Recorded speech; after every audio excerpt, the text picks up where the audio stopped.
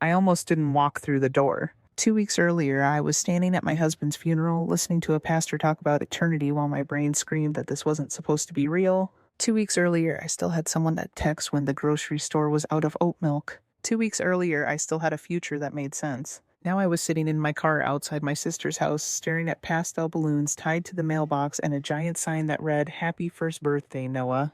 It felt obscene, life celebrating itself so loudly when mine had just collapsed. But my phone buzzed with a message from my mom. "Please come." It would mean a lot. Your husband would want you there. That sentence did it.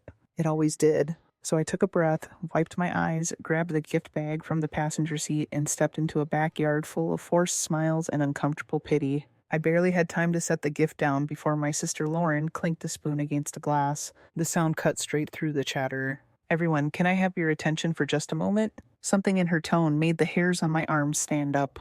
Too confident. Too rehearsed. She shifted her baby higher on her hip and looked straight at me. "I think it's time the truth came out," she said. The yard went quiet. "My son isn't who you think he is," Lauren continued. "Noah is actually my brother-in-law's child." I felt the ground tilt. Gas rippled through the crowd. Someone whispered my name. My mother sucked in a sharp breath like she'd been punched. Lauren reached into her purse and pulled out a folded document, holding it up like a prize. "And before he passed," she added, "he updated his will. As Noah's biological son, he's entitled to half of the house." Half of my house. The one my husband and I had spent years paying for, renovating, planning our future, and every single pair of eyes swung toward me, waiting for the moment I'd break, waiting for tears, screaming, collapse. And that's when the most ridiculous thing happened. I had to bite the inside of my cheek to keep from laughing, not because it was funny, because it was so deeply, spectacularly wrong that my brain didn't know how else to react. "Oh," I said evenly, forcing my voice to stay calm. "I see." Inside, something cold and steady clicked into place. Before I go any further, I should probably introduce myself. My name is Anya. I'm 35 years old. And until 14 days ago, I was married to the love of my life. I know how this sounds. A grieving widow accused in public of being cheated on, about to lose half her home to a baby that supposedly isn't even her nephew. But here's the thing Lauren didn't know. The reason my hands were steady, the reason my voice didn't shake, the reason I almost laughed in her face. This wasn't shocking to me, because my husband and I had already prepared for exactly this kind of betrayal. And by the time my sister finished her little announcement, she had unknowingly destroyed her own life right in front of everyone. Lauren had always liked an audience. Growing up, she was the one who cried the loudest, laughed the hardest, and somehow always ended up in the center of whatever room we were in. If something happened to me, it happened to her too, just louder and with more witnesses. Our parents used to joke that she was just expressive. I learned early that expressive was code for never being told no. Standing in her backyard that afternoon, watching her soak in the stunned silence she'd created, I realized this moment wasn't spontaneous at all. This was a performance. Timed, rehearsed, delivered with maximum damage. I could feel my mother's eyes burning into the side of my face, waiting for me to crack. My father had gone rigid beside the picnic table, his jaw clenched like he was trying to hold the family together with his teeth. Lauren mistook my calm for shock. She smiled wider. "I know this is a lot to take in, Anya," she said, lowering her voice just enough to sound compassionate. "But I didn't want you finding out later from lawyers or strangers. I thought you deserved to hear it from me." That almost made me laugh for real. I looked around the yard, at the neighbors I barely knew, at her friends whispering behind their cups, at my parents humiliated and confused. "You thought my husband's funeral was too late?" I asked quietly. Lauren's smile twitched, just for a second. "I didn't say that," she replied. "But Adam wanted Noah protected. And now that he's gone, I have to do what's right for my son." She handed the document to my mother instead of me, another calculated move. "Let Mom read it. Let Mom be convinced first." My mother's hands shook as she unfolded the paper. Her eyes skimmed the page, then widened. It looks official," she murmured. "There's a signature." Lauren nodded eagerly. "He did it last year." Quietly. "He didn't want to hurt you, Sam, but he knew the truth." The word truth landed like an insult. I stepped forward then, finally taking the paper. It was a single page, typed, poorly formatted, legal language that tried too hard, like someone Googled last will and testament at 2 a.m, and the signature, close, but wrong. Adam signed everything the same way, always. He was meticulous about it, the angle of the A, the way the pen lifted between letters. I'd watched him sign contracts at our kitchen table for years. This wasn't his. I folded the paper neatly and handed it back to Lauren. "Thank you for showing me, Matt," I said. That was when the confusion started. That's... That's it? She asked. You don't have questions? Oh, I have questions, I replied. Just not ones I'm going to ask here. Her eyes narrowed. This affects you, Anya. You don't get to just walk away. I met her gaze, steady and unblinking. Watch me. I turned to my parents, kissed my mother's cheek, and whispered, I'll call you later. Then I walked out. Behind me, the party disintegrated. I heard voices rising. Someone asking, Is this real? Someone else saying my name like a prayer. I didn't stop walking until I was inside my car with the doors locked, and that's when I laughed. It came out sharp and breathless, halfway between hysteria and rage. I laughed until my chest hurt, until tears blurred the windshield. Because Lauren's story wasn't just cruel, it was impossible. Adam and I met 9 years ago at a continuing education seminar in Santa Fe. I was there for work. I run my own project management consultancy. He was there because his firm had sent him to speak on risk mitigation. He spilled coffee on my notebook during the first break, apologized so profusely that I couldn't help smiling, and somehow ended up walking me to lunch. We were inseparable within weeks. We married 3 years later in a small ceremony near Taos, surrounded by red cliffs and people who actually knew us. No drama, no spectacle, just love. And yes, we tried for kids. For a long time. When it became clear that road wasn't going to open for us, we grieved it privately. Then we adjusted.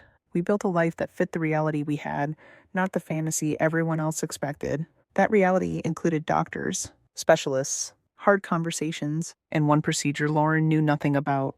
2 years before Noah was even conceived, Adam had undergone a surgery that made it medically impossible for him to father a child. Not unlikely, not difficult, impossible. We didn't tell anyone, not my parents, not his. After years of invasive questions and unsolicited advice, we decided our medical history was ours alone. Lauren's entire claim collapsed under that single fact. And Adam, being Adam, hadn't stopped there. 6 months after that surgery, he'd looked at me across our kitchen table and said, if anything ever happens to me, I don't want you dealing with chaos on top of grief. The next week, he updated his will. Properly. Legally. With witnesses. He also did something else. Something I hadn't thought about until I pulled into my driveway that afternoon and sat in silence, hands resting on the steering wheel. Lauren had once tried to cross a line with him, and Adam had seen her coming long before I ever did, which meant what she had just done wasn't desperation. It was escalation, and if she thought I was going to hand over half my life because she staged a backyard performance with a fake document, she had gravely underestimated both of us. I didn't sleep that night. Not because of what Lauren said, but because of what she didn't know. Around 2 a.m, I got out of bed and stood in the hallway, staring at the framed photo from our wedding. Adam's arm was around my waist, his forehead resting against mine, like the rest of the world had politely stepped aside. You planned for this, I whispered to the empty house. Didn't you? The next morning, I drove straight to the bank. The branch sat on the corner of a quiet street in Sedona, all warm stone and tinted windows. Adam and I had been coming here for years. The manager, a gray-haired woman named Elise, recognized me immediately. Her face softened when she saw me. I'm so sorry, Anya, she said gently. Take all the time you need. She led me into a small private room and slid the metal box across the table. I opened it with hands that didn't shake. Inside was exactly what Adam promised me would be there. First, his real will. Not a single page. Not typed at home. A fully executed document, notarized, witnessed, filed, leaving everything to me. No contingencies, no secret children, no ambiguity. Second, medical records. Detailed, clinical, dates, signatures, post-op confirmations. The procedure that made Lauren's entire story biologically impossible. Third, a thin black notebook. I exhaled slowly as I opened it. Adam had never been dramatic. He didn't journal about feelings. What he did was document facts, dates, times, exact words. Lauren's name appeared on the first page 3 years earlier. The night she came over for dinner while I was stuck on a work call, the way she'd sat too close, the comments she made once she thought they were alone, the text messages that followed, the boundaries he'd set, the number he eventually blocked,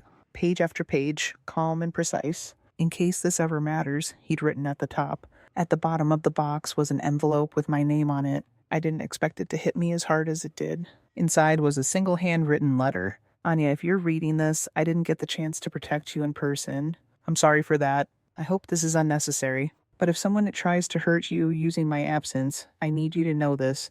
You are not imagining things. You are not overreacting. Trust yourself. Use what's here. And never feel guilty for defending your life. I love you. Always. I sat there and cried, not the quiet kind, the ugly, gasping kind that leaves you exhausted afterward. Then I wiped my face and got practical. That afternoon, I made 2 phone calls. The first was to the attorney who'd handled Adam's estate.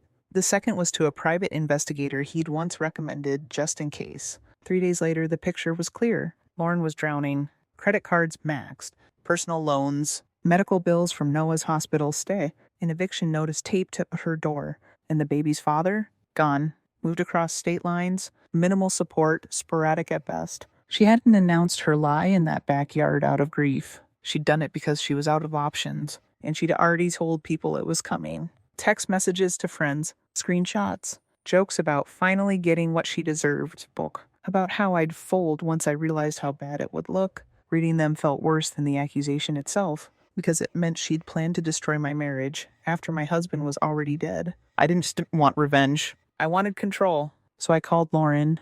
We need to talk, I said. Come by tomorrow. Just you. She sounded smug, relaxed, like she thought the hardest part was over. See, she said lightly. I knew you'd come around. The next day, she sat across from me in my living room, confident, composed, already rehearsing her victory speech. And one by one, I took that confidence apart. I didn't raise my voice. I didn't insult her. I slid the medical records across the table, then the real will, then the notebook, then the text messages. The silence that followed was the loudest sound I'd heard since the hospital. Her face went white. For a long time, she said nothing. Then she cried. Not performative tears, real ones, fear-soaked, desperate. I didn't know what else to do, she whispered. I'm about to lose everything. That didn't give you the right to take mine, I said quietly. She nodded. I know. I could have ended her right there. Instead, I made a different choice. Not for her, for the child asleep in the next room who didn't ask for any of this. You're going to tell the truth, I said. Publicly, to everyone. She swallowed. And then I'll help Noah. Not you. Him, with conditions. She looked up at me, stunned. Why? I stood and met her eyes. Because my husband was better than this mess, and I refused to let his name be buried under your lies. She agreed.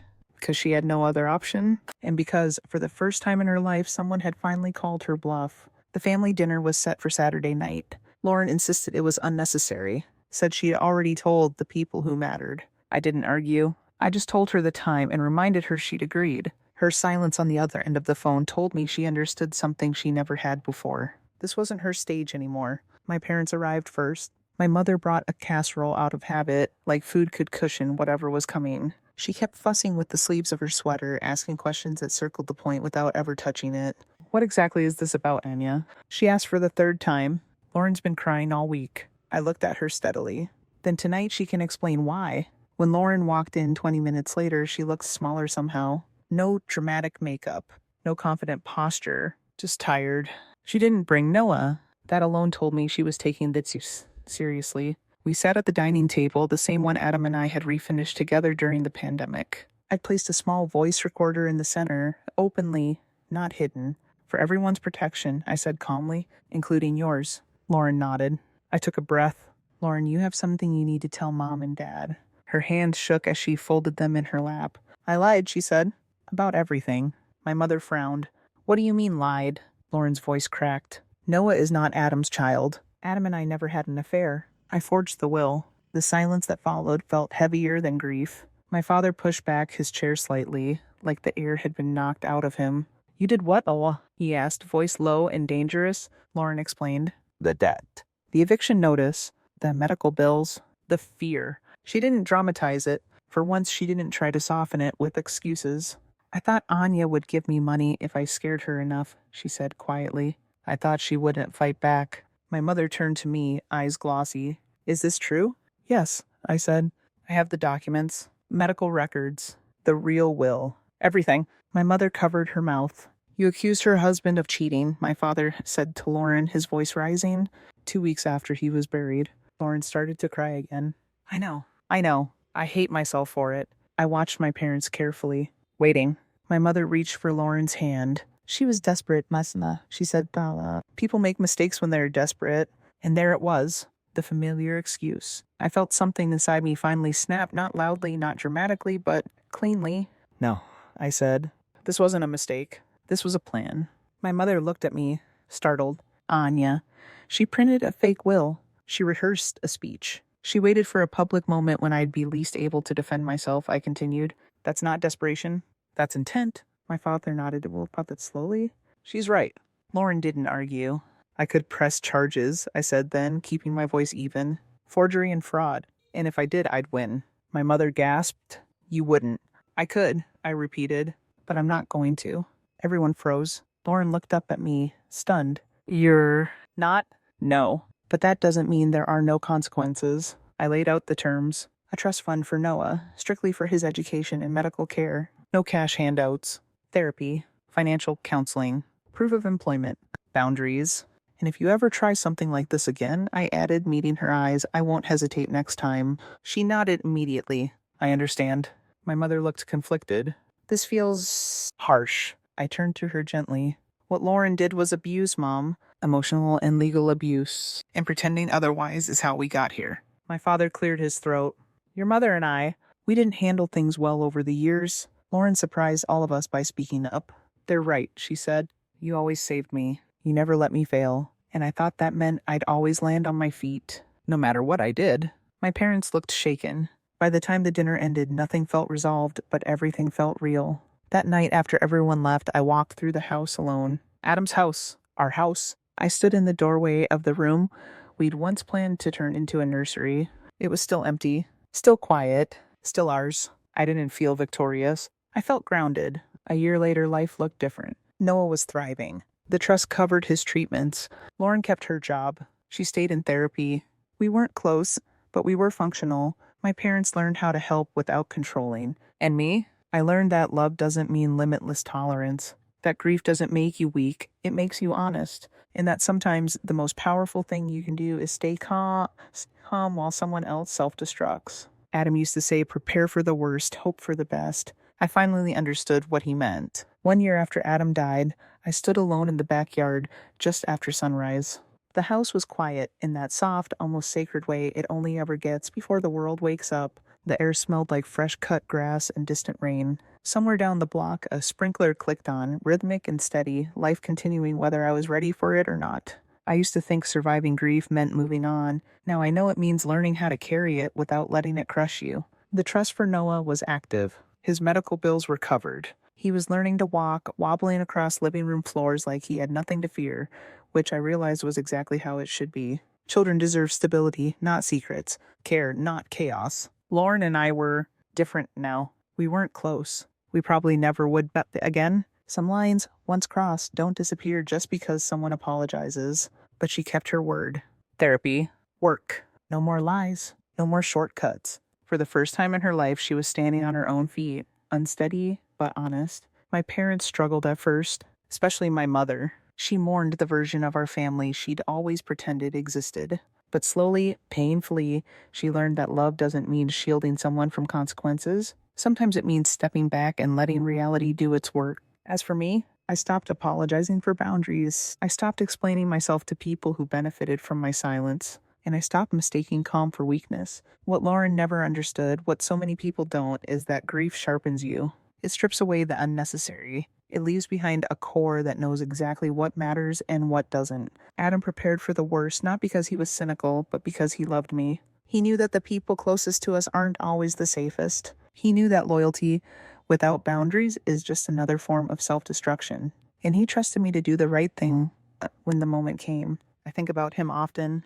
not with the raw, gasping pain of those early days, but with a quieter ache, the kind that comes with gratitude, with respect, with love that didn't end just because his heart did. If you take anything from my story, let it be this. Document everything. Protect yourself even from family, and never let guilt convince you to accept abuse. Forgiveness is optional. Boundaries are not. If you've ever been betrayed by someone who was supposed to protect you, if you've ever been told to be the bigger person at the cost of your own safety, you're not alone, and you're not wrong for choosing yourself. Thank you for staying with me through this story. There are more coming, real stories about real people navigating grief, betrayal, and the quiet strength it takes to rebuild a life. Until next time, take care of yourself.